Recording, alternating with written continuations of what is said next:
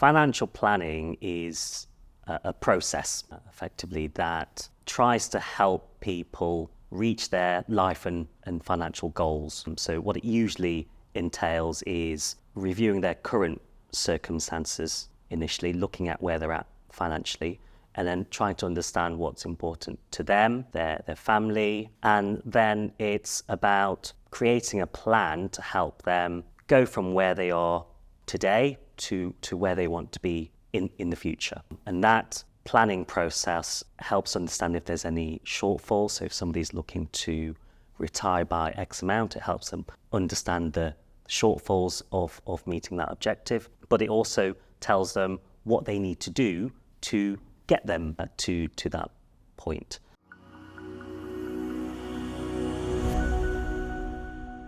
Ultimately, if you're looking at making investment decisions without a plan, you don't really know what you need your money to do, and so you don't really know what types of investments you need to invest in. You also don't know what types of structures you might need. So if somebody is looking for early retirement, a pension might not be appropriate if they need to access the money before 55 or potentially rising to 57 in the near future. So having that financial plan helps identify what types of actions, what types of assets you need to be looking at, and if things change with your circumstances, you can then revisit that plan and see if it's going to be impacted.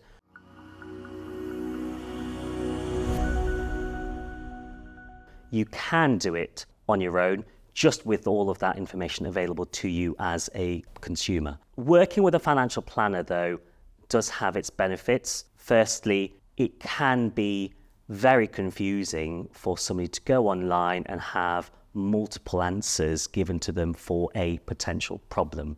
So we've got to understand that the financial plan is specific to an individual. So somebody giving their experience online or on the street or in the pub, it will be specific to them, but it might not suit somebody else. So working with a financial planner helps ensure that your plan is suited to you, and it also takes into consideration all of the nuances to do with investments, tax.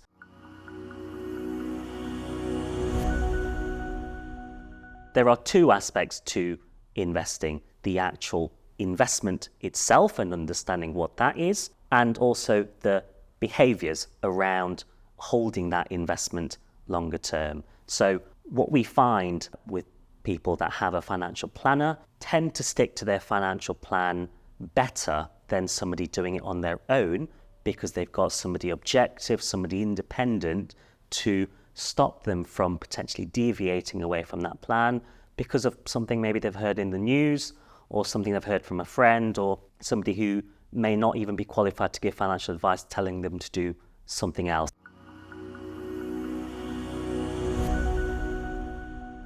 It has to be ongoing, because as soon as you create a plan, something could change immediately tomorrow, the week after, the year after. So everybody's lives, it's not static. Things will change. Your employment status might change, your family situation might change, friendships, you might even receive an inheritance, for example. But it is important to review it on an ongoing basis, particularly if your objectives, your views, your circumstances have changed from the start.